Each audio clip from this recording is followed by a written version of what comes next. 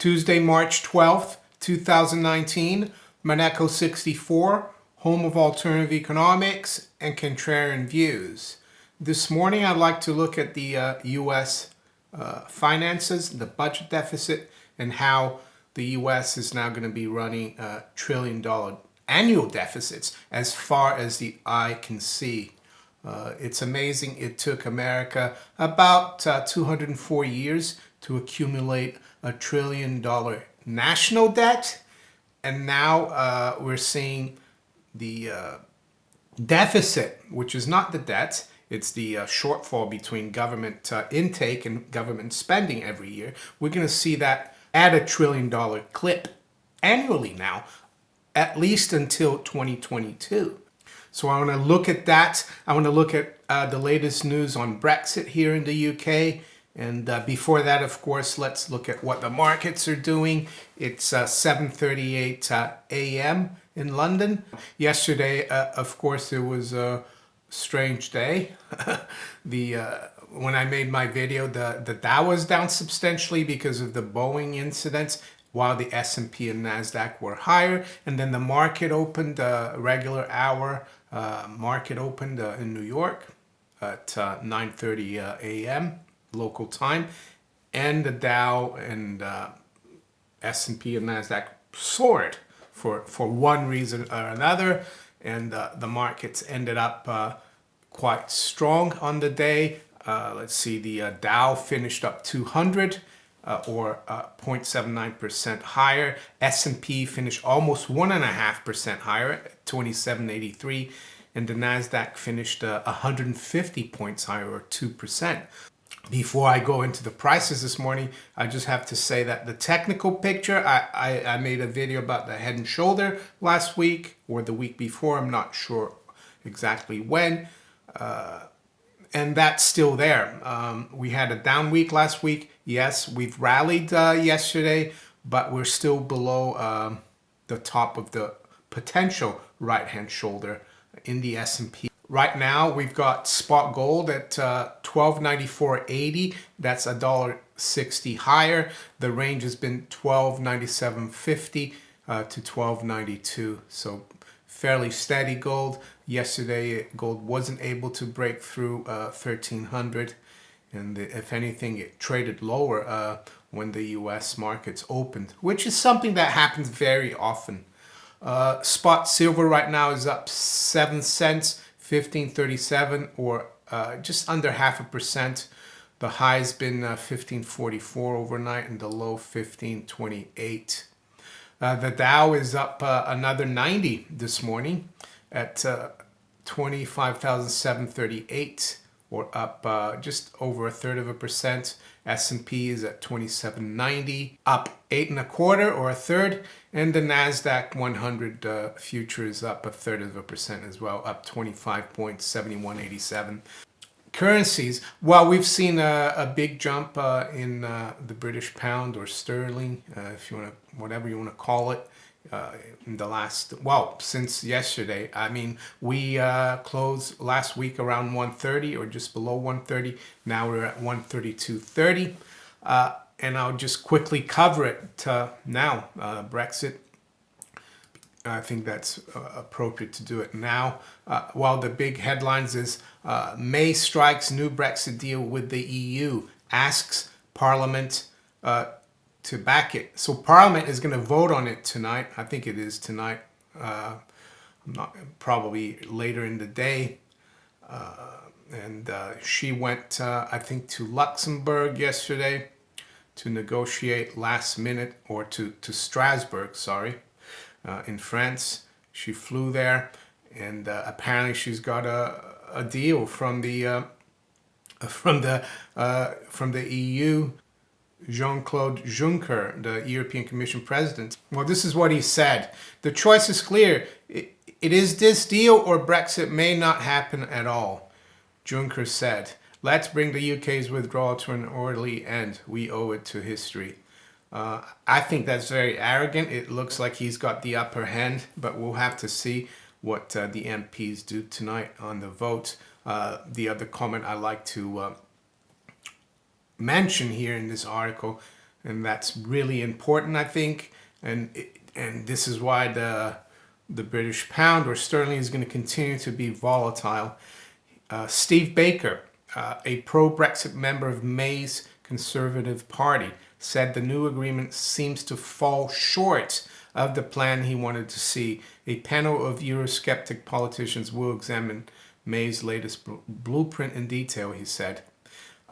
And it goes on to say, if Parliament rejects the deal on Tuesday, May has promised to give the House of Commons a vote on whether to leave the EU without an agreement on Wednesday. If members of Parliament choose to veto a no-deal Brexit, they will then get a vote on whether to delay the UK's departure from the bloc.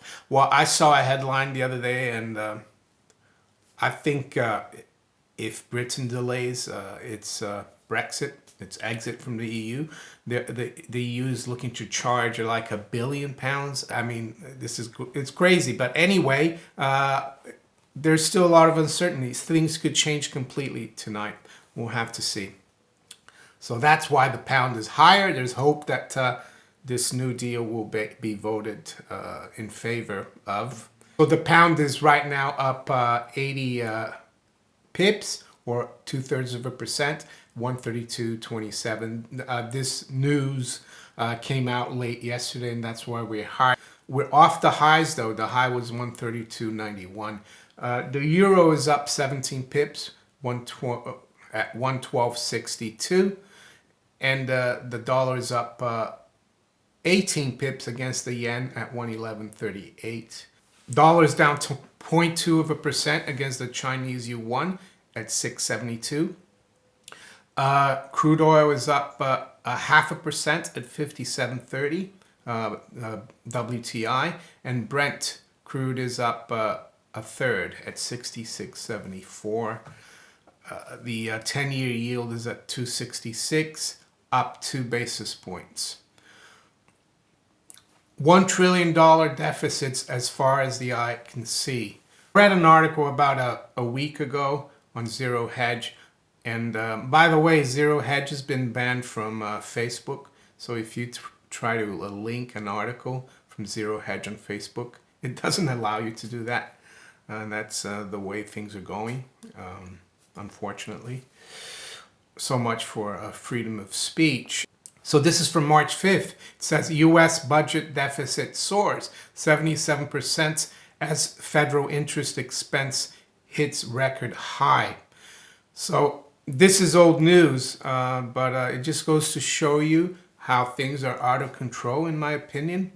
And yesterday I saw another article about the budget. So it says here, Trump 2020 budget raises military spending, cuts everything else. This is from Zero Hedge as well. So I'll read here from the article. President Trump's 2020 budget isn't just an outline of his government priorities. Democrats have interpreted it as a declaration of war. And the reason I'm looking at this is not because of the left and right paradigm, what the Democrats want, or what Trump and the Republicans want.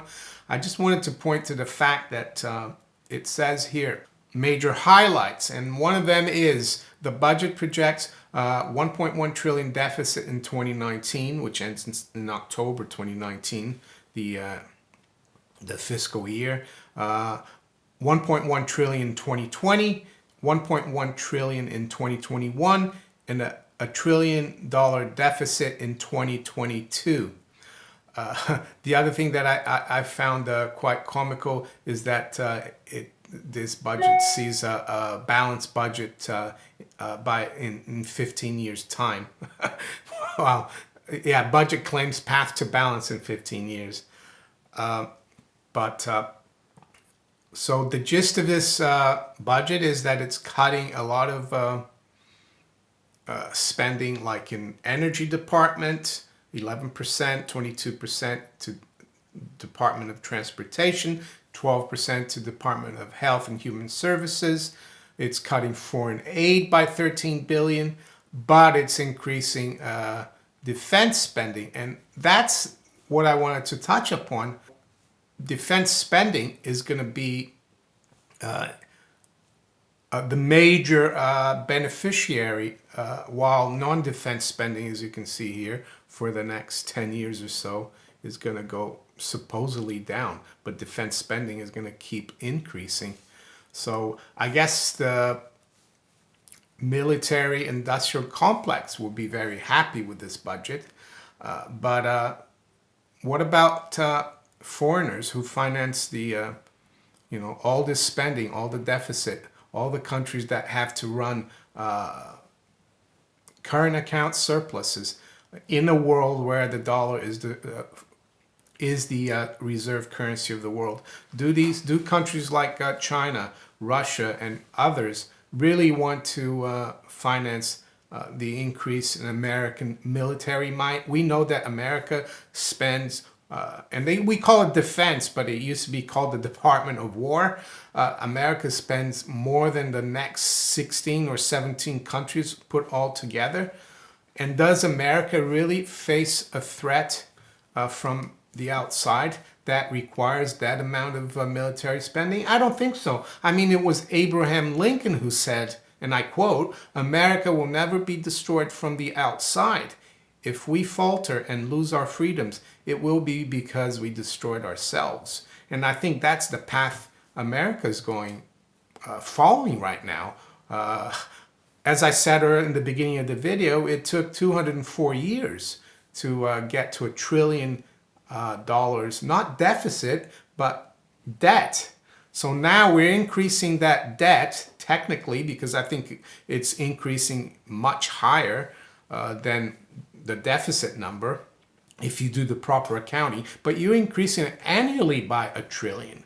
That's why I think more than ever, people need to protect themselves and need to stop financing this mad world of $1 trillion deficits by protecting themselves with physical gold and silver, precious metals, and other tangible assets, free of debt, of course. Is that being unpatriotic? Of course, I'm not an American, but if I was, I think the patriotic thing to do would be that, not to allow the politicians to destroy the currency that we use. That would be my view, and to destroy America from within with these huge deficits. So I think the fact that this budget plan and forecast are gunning for a great deal more war spending. You want to call it defense, you can, but I think it's a euphemism. Will it really, are countries going to be really keen to keep financing this, seeing that their hard-earned wealth is going back to the United States to finance aggression by the United States against them? I don't think so, and that's why I think the dollar, I don't think it's going to die, but it's going to be a lot less important. The other countries around the world are being given a reason to get out of the dollar and find alternatives. And I think that's the message of this budget. It's not about how Republicans and Democrats are going to fight over it. Of course they will. This budget might not even go through. Of course, there's also going to be a lot of uncertainty, probably another debt ceiling crisis, government shutdown crisis. It's all going to be still there. So, yeah, $1 trillion deficits as far as the eye can see. Can you imagine when the economy turns, really? Well, and yesterday I saw the Atlanta Fed revised its Q1 GDP forecast down to 0.2 now. So it's getting close to zero. How much bigger could these deficits even get if we do see a deep recession or even something worse? If you enjoyed this video, make sure you hit the like button. If you enjoy my videos but haven't subscribed yet, make sure you do. You can follow me also on Twitter, Steemit, and DTube. I wish you all a great day. Take care. Bye.